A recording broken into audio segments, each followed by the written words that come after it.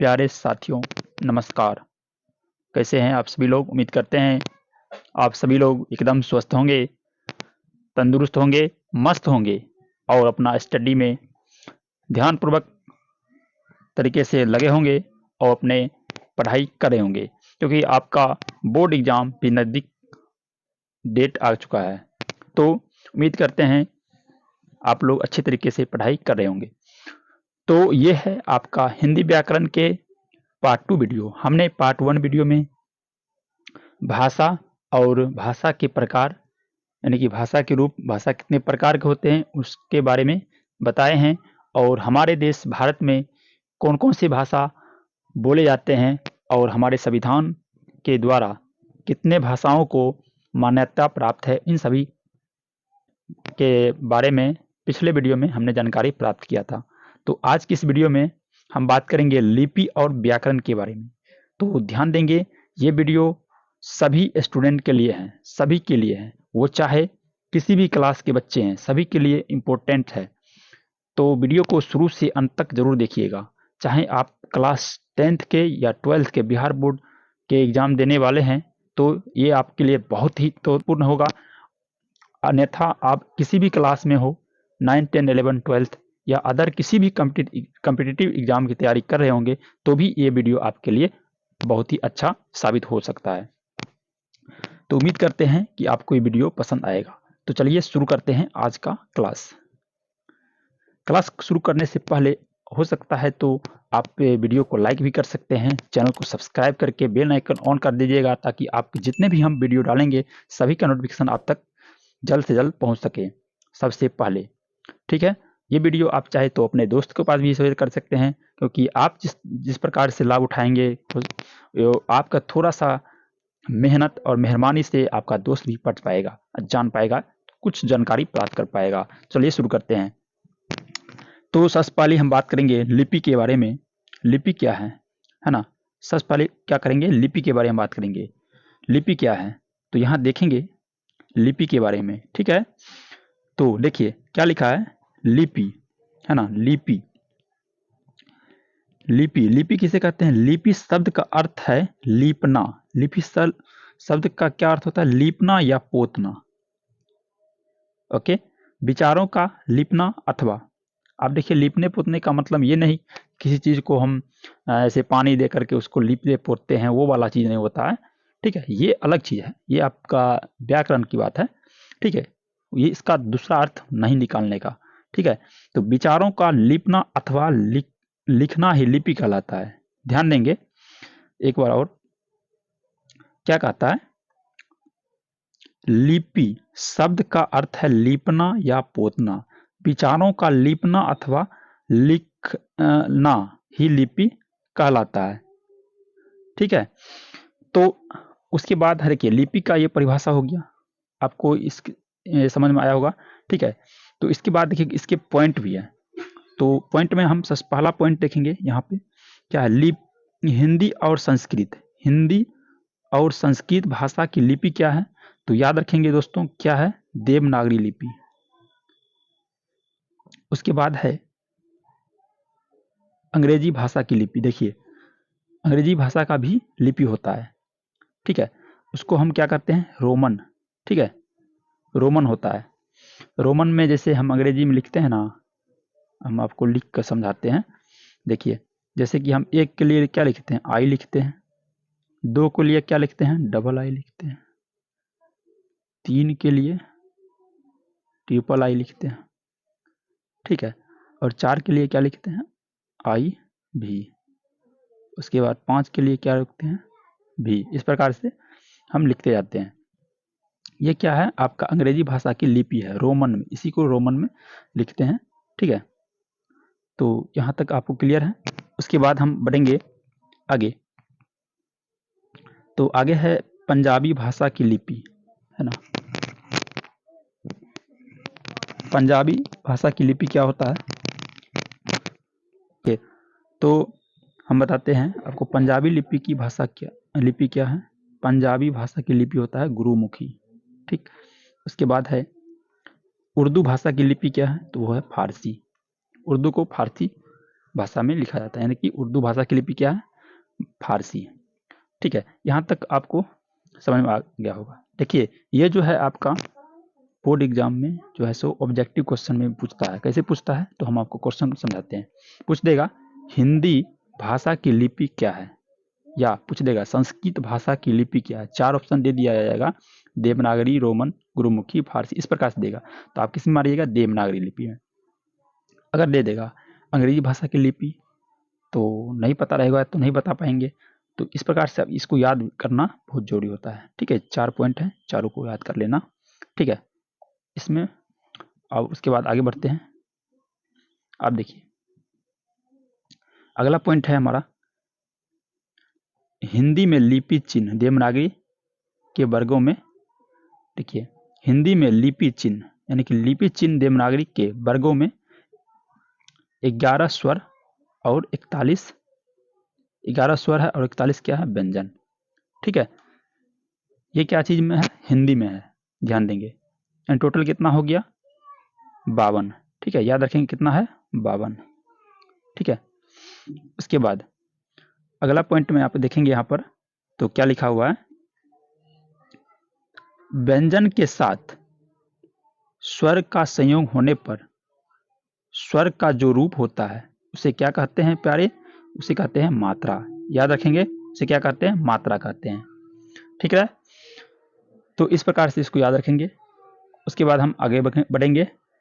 तो आगे आपका आ जाता है अब व्याकरण। तो व्याकरण के बारे में समझते हैं। व्याकरण देखिए यहाँ से आपका जो है सो मेन टॉपिक शुरू होता है व्याकरण का। ठीक है, वो तो था सिर्फ बेसिक। व्याकरण से पहले हमें क्या क्या चीज की जानकारी होनी चाहिए, क्या क्या हमें पता होना चाहिए उसके बारे में। तो यहाँ से जो होता है आपका ओरिजिनल चीज शुरू होता है। ठीक है, व्याकरण। ठीक है, तो यहाँ से आपको और अच्छे तरीके से ध्यान से देखना है और सारी बातों को समझना है। तो देखिएगा सबसे पहले कहता है व्याकरण, हेडिंग दिया हुआ है व्याकरण। ठीक है, तो व्याकरण किसे कहते हैं तो इसके बारे में जानते हैं। तो सबसे पहले देखिए यहाँ पे लिखा हुआ है व्याकरण की परिभाषा। ठीक है, इसका परिभाषा कैसे दे सकते हैं? ठीक है, तो देखिएगा, तो यहाँ पर हम लिखे हैं व्याकरण वह शास्त्र है, व्याकरण वह शास्त्र या विद्या है जिसमें हम किसी भाषा के शुद्ध रूप का ज्ञान शुद्ध रूप का ज्ञान कराने वाले नियम को जानते हैं। ठीक है, एक बार और रिपीट कर देते हैं कि देखिए कहता है व्याकरण वह शास्त्र या विद्या है जिसमें हम किसी भाषा के शुद्ध रूप जानते हैं, ज्ञान कराने वाले नियम को जानते हैं। ठीक है, वो क्या कहलाते हैं? व्याकरण कहलाते हैं। ठीक है, तो यहां तक आपको स्पष्ट है, हो गया होगा। ठीक है, तो उसके बाद हम आगे बढ़ेंगे, कुछ पॉइंट से आपको उदाहरण से समझाएंगे और क्लियर हो जाएगा अच्छी तरीके से। तो देखिए अगला पॉइंट में हम यहाँ बताए हैं कुछ उदाहरण से। तो उदाहरण कुछ क्या है सो समझते हैं। तो पहला उदाहरण है, यहाँ ध्यान देंगे, सीता पेड़ पर चढ़ता है। दूसरा है हम सभी जाएगा। तो बताइए प्यारे, क्या ये जो वाक्य लिखा हुआ है ना, क्या ये सही है? ये उदाहरण जो लिए हैं क्या सही लिखा हुआ है?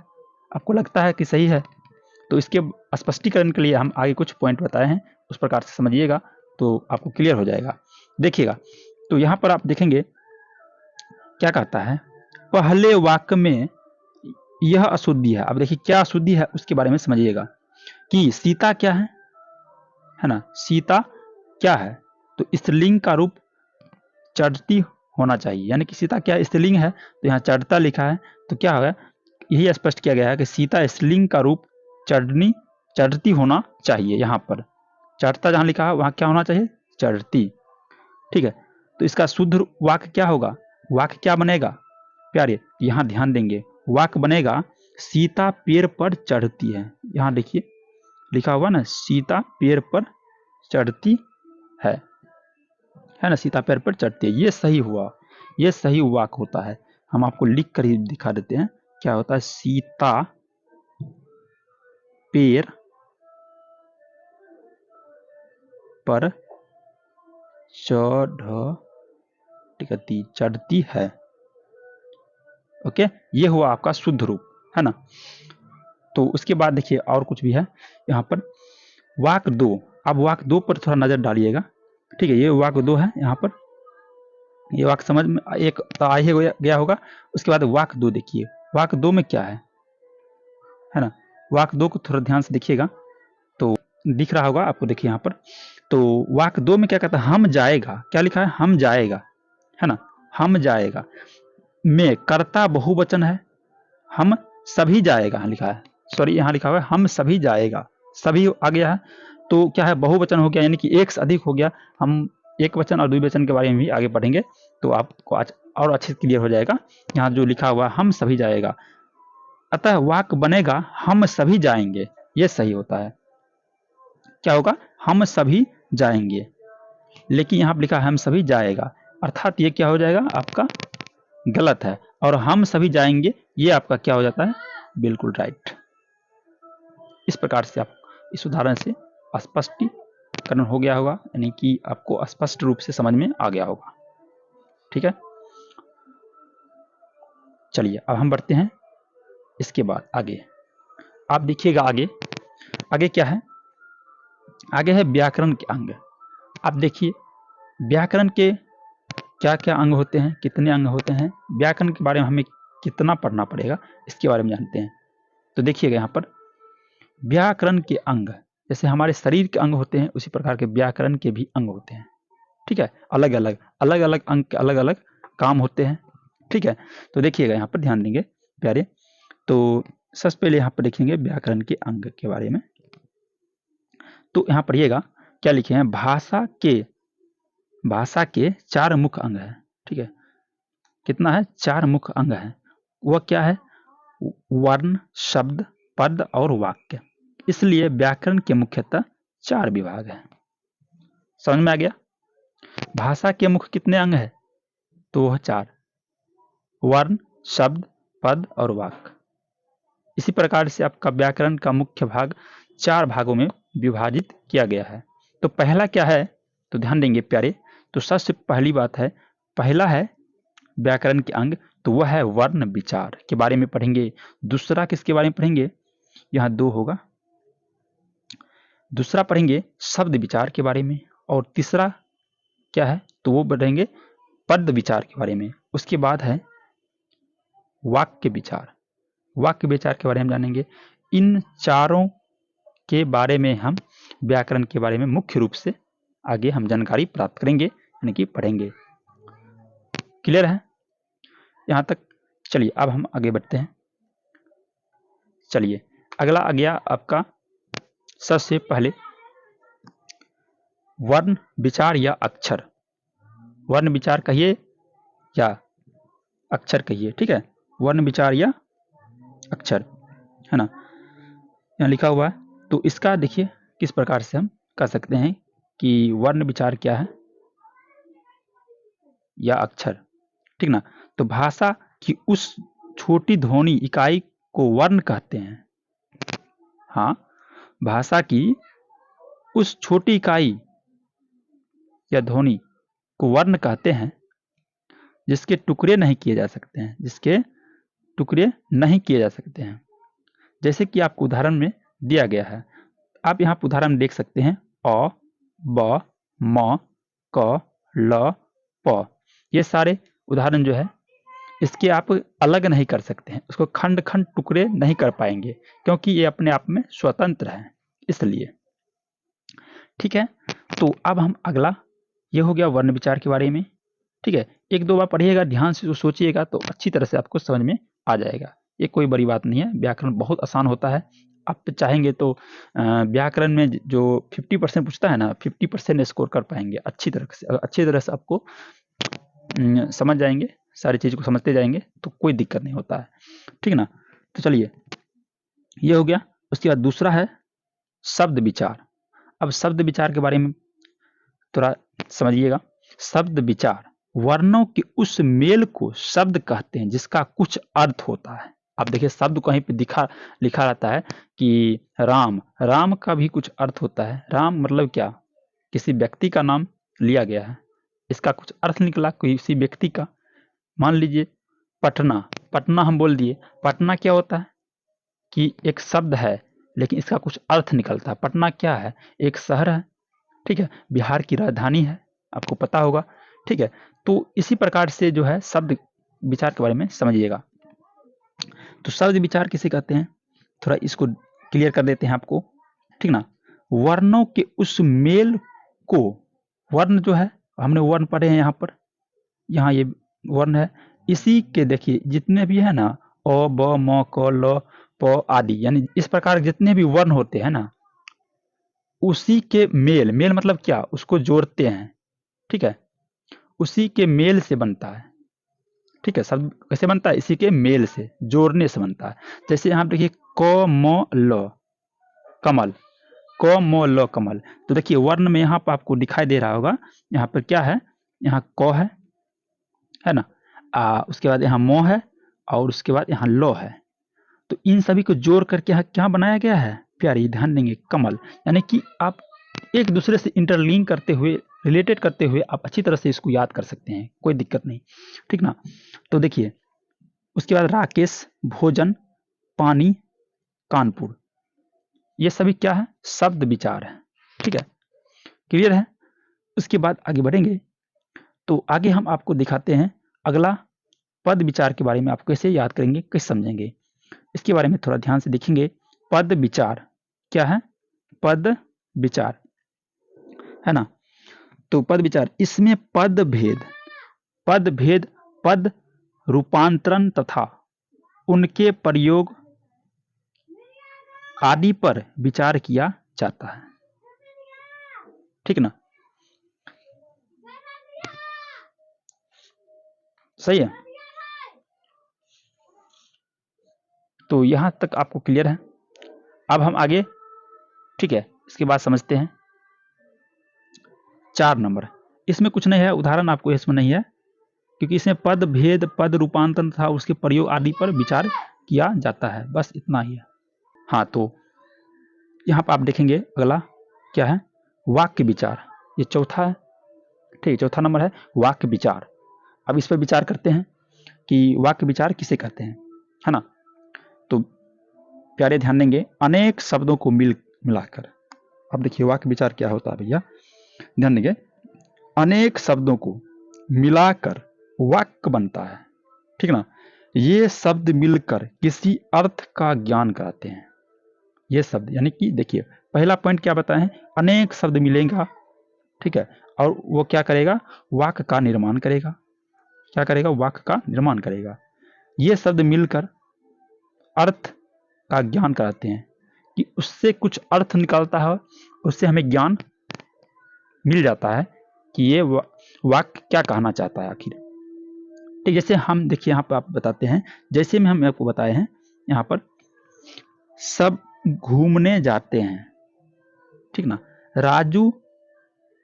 राजू सिरंगा देखता है, यहाँ सिरंगा नहीं होगा, है ना, यहाँ सिरंगा जो है टाइपिंग हो गया है। यहाँ आपको देखिए राजू क्या देखता है, तो वो सिनेमा देखता है, यहाँ सिरंगा नहीं भैया, हम आपको लिख कर ही दिखा देते हैं। यहाँ लिखा हुआ है, क्या लिखा है यहाँ पर, तो वो लिखा है सिनेमा। सिनेमा के बारे में समझ गए होंगे हम किस बारे में आपको बताना चाहते हैं, ठीक ना। तो यहाँ क्या लिखा हुआ, सिनेमा, आपको समझ में आ गया, ठीक है, राजू सिनेमा देखता है, स्पष्ट है। तो यहाँ देखिए वाक्य विचार, यानी कि इसमें जो है अनेक शब्द मिला है, सब मिला है, यहाँ पर ध्यान देंगे, यहाँ क्या लिखा है, सब है, घूमने जाते हैं, इतना जो है शब्द मिला करके एक वाक्य का निर्माण किया गया है, ठीक ना। जैसे कि राजू, देखिए एक हो गया, राजू सिनेमा देखता है, यानी कि चार, देखिए चार इसमें आ गया, चार शब्द मिला करके एक वाक्य बना है ना। तो इस प्रकार से आप जो है वाक्य विचार के बारे में विचार कर सकते हैं, याद कर सकते हैं अच्छी तरीके से। उम्मीद करते हैं कि आपको सारी बात समझ में आ रहा होगा, ठीक ना, अच्छी तरह समझ में आ रहा होगा सारी बातें। चलिए अब हम आगे बढ़ते हैं। आगे देखिए, अब जो है हम कुछ महत्वपूर्ण प्रश्नोत्तर के बारे में, क्वेश्चन के बारे में बात करेंगे, जो कि प्रीवियस ईयर में पूछा गया महत्वपूर्ण प्रश्न होता है, जो बहुत आसान है, आप इसको याद कर सकते हैं अच्छी तरीके से, ठीक ना। इसमें बहुत कम प्रश्न है, ठीक ठीक है ना। तो एक दो प्रश्न ही है, उसके बाद हम आगे बढ़ेंगे, ठीक है ना, जो कि बहुत महत्वपूर्ण है। कुछ महत्वपूर्ण प्रश्न इसलिए नहीं लिखे हैं क्योंकि ये पूछता है, आपको ऑब्जेक्टिव बनेगा, इससे सब्जेक्टिव बनेगा, ठीक है, 2 नंबर 5 नंबर, और ऑब्जेक्टिव जो होता है 1 नंबर के, इस सारे चीज से भी निकलता है। तो उम्मीद करते हैं कि आपको सारी बात समझ में आ रहा होगा। चलिए अब आगे हम बढ़ते हैं और समझाते हैं आपको। सबसे पहले है पहला प्रश्न, प्रश्न संख्या 1। प्रश्न 1 क्या है, कहता है बोली और भाषा में अंतर स्पष्ट करें। बोली क्या है और भाषा क्या है ना। तो इसके बीच में क्या डिफरेंट है, इसके बारे में समझना है। बोली अलग चीज है, भाषा अलग चीज है ना। तो यहां ध्यान देंगे, सबसे पहले यहां पर लिखा हुआ है बोली, है ना। बोली, बोली किसे कहते हैं, तो बोली किसे कहते हैं उसके बारे में समझिएगा। बोली भाषा का स्थानीय रूप है। बोली क्या है, बोली भाषा का स्थानीय रूप है, किसी भाषा का एक सीमित क्षेत्र में व्यवहार किए जाने वाला, हाँ, किसी भाषा का एक सीमित मतलब क्या, बंधा हुआ, कि इतना ही के अंदर में, ठीक है, व्यवहार किए जाने वाला रूप बोली कहलाता है, ठीक है। क्या कहलाता है, बोली कहलाता है।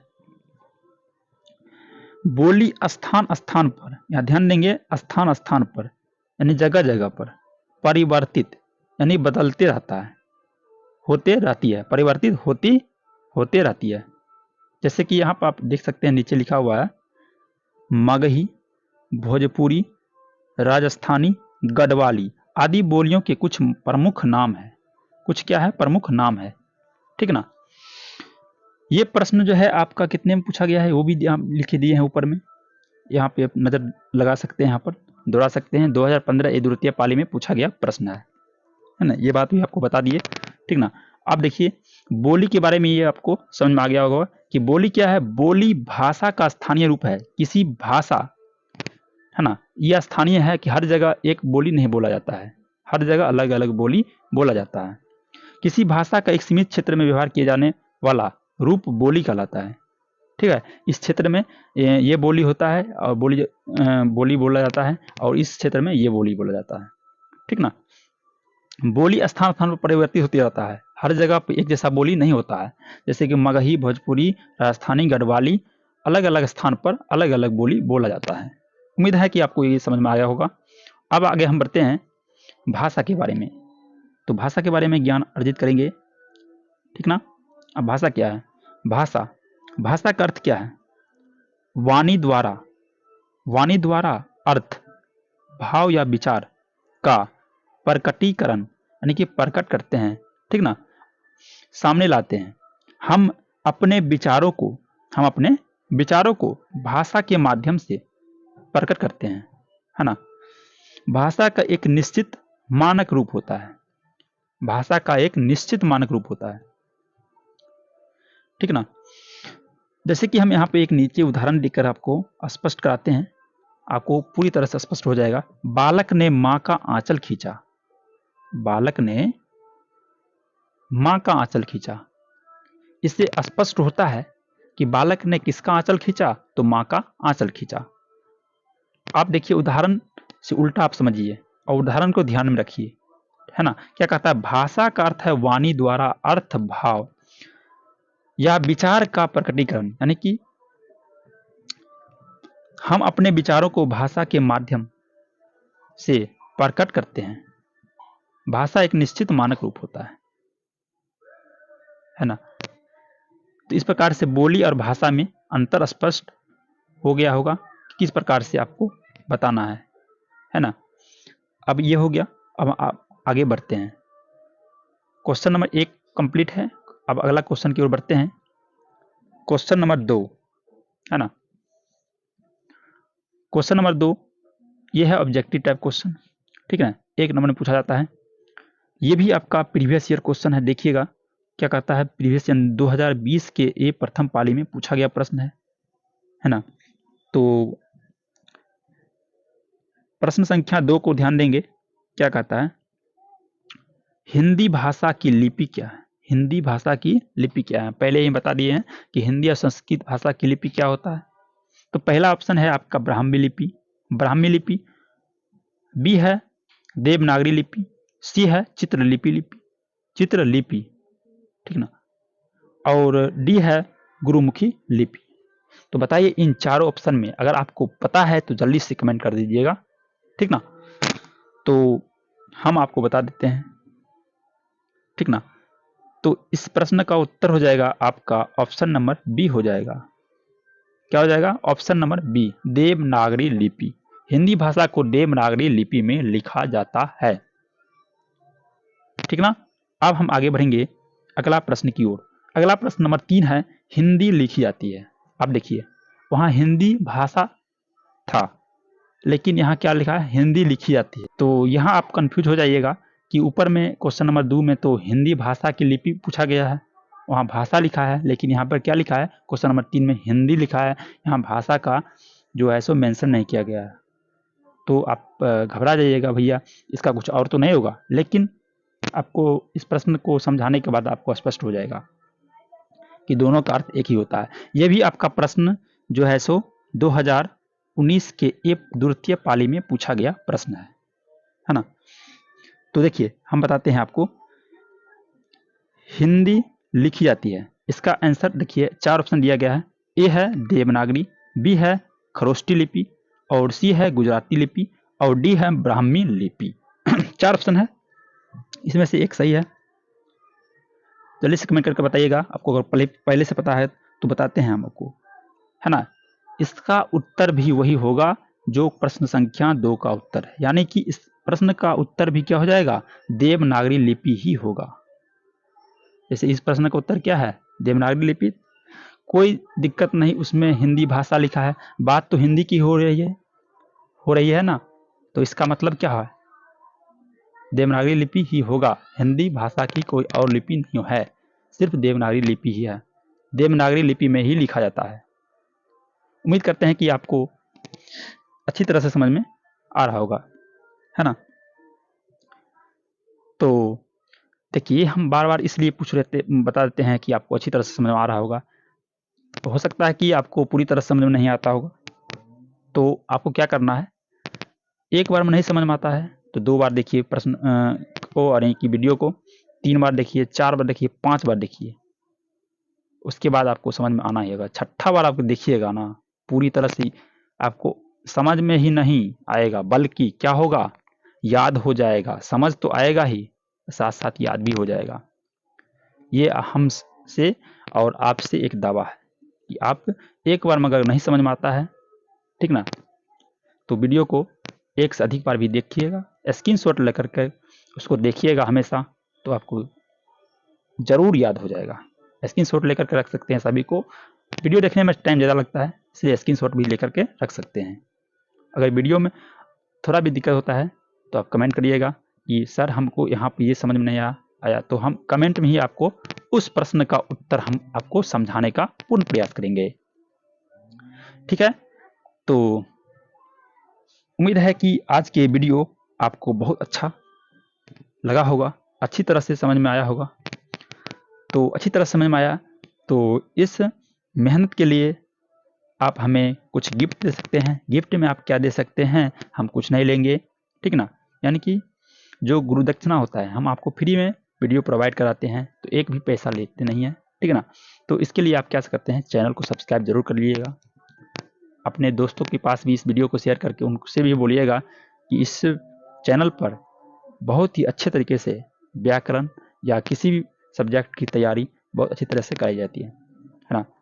तो उम्मीद करते हैं कि आप ये कर दिए होंगे, और वीडियो को लाइक करके ही जाइएगा, ठीक ना। एक प्यारा सा अंत में कमेंट कर दीजिएगा कि आपको ये वीडियो कैसा लगा, अपना फीडबैक जरूर दीजिएगा। थैंक यू, जय हिंद। फिर मिलते हैं नेक्स्ट वीडियो में, तब तक के लिए जय हिंद, वंदे मातरम। अपना ख्याल रखें। Thank you.